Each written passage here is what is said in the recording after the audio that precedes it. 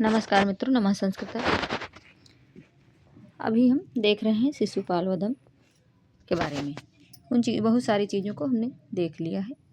इसमें जो भी मेन पॉइंट है जहाँ से क्वेश्चन पूछे जाते हैं उन चीज़ों को हम देखते चल रहे हैं। ठीक, आज हम देखेंगे आगे की चीज़ों को। ठीक, क्योंकि काफ़ी चीज़ें आगे हो गई हैं। अगर आगे वाली क्लास नहीं देखे हैं आप लोग, देख लीजिए, वहाँ से क्लियर हो जाएगा। ठीक, मंगलाचरण हो गया, उसमें कौन सा छंद है, कौन सा क्या है, ये सारी चीज़ें वहाँ से क्लियर हो जाएंगी। कितने सर्ग हैं, कितने श्लोक हैं, कितने छंद हैं, ये सारी चीज़ें आपको अच्छे से क्लियर हो जाएंगी। ठीक, क्योंकि यहाँ पे टीका इसकी सर्वांग कसा है। ठीक, और आज हम देखेंगे प्रमुख वर्णों के बारे में कि कहाँ से कौन सा वर्णन है, क्योंकि ये चीज़ें जो हमारे कारण कथन वाले क्वेश्चन आते हैं उसमें आता है, मिलान वाले क्वेश्चन जो आते हैं उसमें भी आता है। ये बहुत ही इम्पॉर्टेंट है, इसलिए इसको आप लोग अच्छे से देख लीजिए यहाँ से और आगे की चीज़ों को समझ लीजिए। ठीक, प्रमुख वर्णन में क्या क्या आएगा ये देखिएगा। रैवतक पर्वत वर्णन, रैवतक पर्वत वर्णन चतुर्थ सर्ग में है। ठीक, चतुर्थ सर्ग में है। ये चीज़ें बहुत ही इम्पॉर्टेंट है। कौन सा क्या किस सर्ग में है, ये चीज़ें मिलान वाले क्वेश्चन में हमारे पूछी जाती हैं, तो आप लोग इसको बढ़िया से देख लीजिए। आगे फिर बिहार का वर्णन पंचम सर्ग में है। ठीक, बिहार वर्णन और 6 ऋतुओं का वर्णन, 6 ऋतुओं का वर्णन हमारा षष्ठम सर्ग में है। ठीक, 6 ऋतुओं का वर्णन हमारा षष्ठम सर्ग में है। हाँ, तो आगे देखेंगे 6 ऋतुओं का वर्णन हमारा 7वें सर्ग में है। फिर आगे है श्री कृष्ण यादवों का वन विहार वर्णन, 7वें सर्ग में ये मिलता है। ठीक, जो श्री कृष्ण और यादवों का वन विहार वर्णन है ये हमारा 7वें सर्ग में प्राप्त होता है। ठीक, आगे देखेंगे आगे क्या है। जल विहार किसमें वर्णन है, तो ये 8वें सर्ग में। ठीक, जल विहार का वर्णन हमारा 8वें सर्ग में है। सूर्यास्त का वर्णन है वो 9वें सर्ग में हो जाएगा। ये चीज़ें इंपॉर्टेंट है, इनको आप लोग ध्यान में रखना। ठीक, क्योंकि यहाँ से क्वेश्चन सीधे तौर पे नहीं बनते हैं, लेकिन इधर उधर करके घुमा के, और अब जो भी पेपर में आ रहा है वो तो आपको मालूम ही है, बहुत ही डीपली क्वेश्चन पूछे जा रहे हैं और ट्रिकी तौर पे पूछे जा रहे हैं कि कहाँ से है चीज़ें समझ में नहीं आती। अगर अच्छे से नहीं देखेंगे तो चीज़ें आगे समझ में नहीं आएंगी। ठीक, आगे देख लीजिए आगे क्या है। मद्यपान तथा संभोग 10वें सर्ग में। ठीक, ये कहाँ पे है, तो 10वें सर्ग में है। प्रभावर्णन एकादश सर्ग में, एकादश सर्ग में। ये चीज़ें आप लोग PDF भी मिल जाएगा, उसको भी आप लोग अच्छे से एक बार पढ़ लीजिएगा तो आपको क्लियर हो जाएगा। ठीक, और क्लास में भी डेली जुड़िए आप लोग और अच्छे से देखिए ताकि चीज़ें आगे के लिए बेहतर होती जाए। ठीक, राजसूय यज्ञ का वर्णन तथा ब्राह्मण दक्षिणा वर्णन, ये हमारा चतुर्दश सर्ग में प्राप्त होता है। ठीक, कहाँ पे, तो चतुर्दश सर्ग में प्राप्त होता है। ठीक, चतुर्दश सर्ग में ये। और युद्ध का वर्णन कहाँ पे प्राप्त होता है, तो ये हमारा 18वें सर्ग में, क्योंकि इसमें कितने हैं, तो 20, इसमें 20 सर्ग प्राप्त होते हैं। ठीक, और इसमें श्लोक कितने हैं, 1650 श्लोक हैं, 20 सर्ग हैं इसमें, और प्रथम सर्ग में 75 श्लोक हैं। ये चीज़ें बहुत ही आगे सब चीज़ें उसमें पहले वाली क्लास में हैं, अगर उसको नहीं देखे हैं आप लोग तो उसको देख लीजिए। ठीक, जो भी हमारे भाई बहन मित्र देख रहे हैं अच्छे से देखें और पूरी क्लास देखें, तभी चीज़ें समझ में आएंगी, क्योंकि कंटेंट ऐसा आपको शायद ही कहीं मिले। ठीक है, बहुत थोड़ी सी चीज़ों को लोग 2-2 4-4 घंटे में बताया करते हैं। आप लोग अगर देख रहे हैं तो आप लोगों को खुद ही समझ में आएगी चीज़ें। ठीक है, और युद्ध का वर्णन 18वें सर्ग में। ठीक, शिशुपाल वध ये 20वें सर्ग में, ये 20वें सर्ग में अंत में, यानी कि लास्ट वाले में शिशुपाल वध की कहानी है। ठीक, आगे देखेंगे आगे है शिशुपाल वध प्रथम सर्ग के मुख्य संदर्भ, शिशुपाल वध प्रथम सर्ग के मुख्य संदर्भ। ठीक, फिर वासुदेव के घर का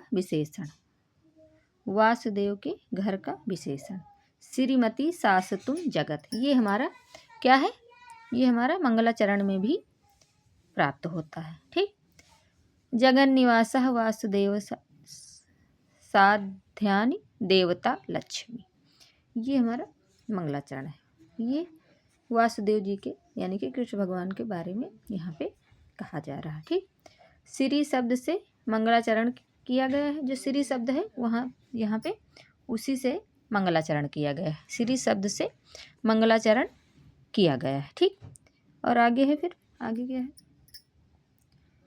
नारद का 7 श्लोकों में वर्णन प्राप्त होता है। जो नारद हैं उनका 7 श्लोकों में वर्णन प्राप्त होता है। नारद की वीणा का क्या नाम है, तो महती। ठीक। नारद की वीणा का क्या नाम है, महती। ठीक। नारद की वीणा का क्या नाम है, महती। ठीक। ये चीज़ें इंपॉर्टेंट है, इसलिए हम इसको कई बार रिपीट कर रहे हैं, तो आप लोग भी अच्छे से इसको देखिएगा। ठीक। नारद का सादृश्य दिखाया गया है। शिव, हिमालय, बलभद्र, शरद मेघ, एरावत से। ठीक। बलभद्र, शरद,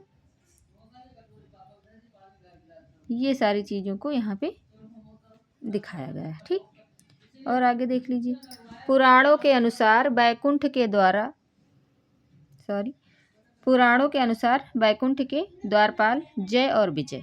बैकुंठ के द्वारपाल कौन है, जय और विजय को शापवश राक्षस होना पड़ा। जो जय और विजय थे, जो बैकुंठ के द्वारपाल थे जय विजय, उनको राक्षस होना पड़ा, जिससे 3 जन्मों तक वह विभिन्न रूपों में उत्पन्न हुए। श्राप के कारण उन्हें 3 जन्मों तक विभिन्न रूपों में यानी कि पैदा होना पड़ा।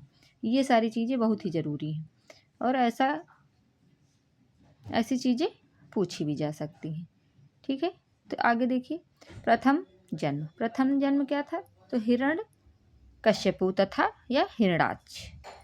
पहला जन्म था हिरण्यकश्यपु तथा हिरणाक्ष। ठीक। और द्वितीय जन्म में रावण तथा कुंभकर्ण, ये दोनों थे। ये कौन थे, जय और विजय। ठीक। आगे देखेंगे तृतीय सर्ग में शिशुपाल और दंत वक्र, ये थे। ठीक। हिरण्यकश्यप, फिर आगे फिर है आगे हिरण्यकश्यपु दिति का पुत्र, जिसने देवताओं के मन में भय उत्पन्न किया। ठीक। दिति का पुत्र जिसने देवताओं के मन में भय उत्पन्न कर दिया। ठीक। ये चीज़ देखिएगा। इसमें रावण की कुबेर विजय, रावण जो थे उनकी कुबेर विजय। ठीक। कुबेर जो थे धन के देवता कुबेर माने जाते हैं। ठीक। तो धन के देवता हमारे कुबेर माने जाते हैं, उन पे विजय प्राप्त की। यम विजय, यम पर विजय किया। सूर्य विजय, सूर्य पर विजय किया। चंद्र विजय, चंद्र पर विजय किया। गणेश विजय, गणेश पर विजय किया। अग्नि विजय, वायु वशीकार, नागलोक विजय, दिग्विजय, सकल भुवन विजय, सुरांगना विलास, काल विजय वर्णित है। ठीक। ये सारी चीज़ें इसमें वर्णित हैं। ठीक। ये देख लीजिए, ये बहुत ही चीज़ें यहाँ पे ज़रूरी है। ठीक। अगर आप लोग इसको अच्छे से देख लेंगे तो इसमें चीज़ें आपको अलग से देखने की ज़रूरत नहीं पड़ेगी। ठीक। ये इम्पॉर्टेंट चीज़ें हैं, इसलिए हम आप लोगों के लिए लेके आए हैं। और इसमें जो भी है उसमें कोई ये नहीं है कि कहाँ से क्वेश्चन आएगा कहाँ से नहीं आएगा। ठीक।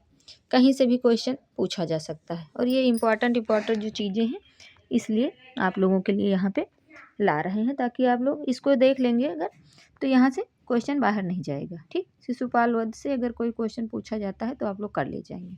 ठीक। आगे है फिर शिशुपाल वध के द्वितीय सर्ग का नाम। शिशुपाल जो वध है उसमें द्वितीय सर्ग का नाम क्या है, तो ऐसा भी क्वेश्चन पूछा गया है पहले भी और आगे भी पूछा जा सकता है। तो मंत्रा वर्णात्मक। ठीक। मंत्रा वर्णात्मक, ये द्वितीय सर्ग का नाम है। और पहले सर्ग का नाम क्या है, तो पहले सर्ग का नाम है कृष्ण नारद संभाषणम। ये आगे चीज़ें बताई हैं, अगर उसको देख लेंगे आप लोग तो अच्छे से वहाँ से तैयार हो जाएगा। ठीक।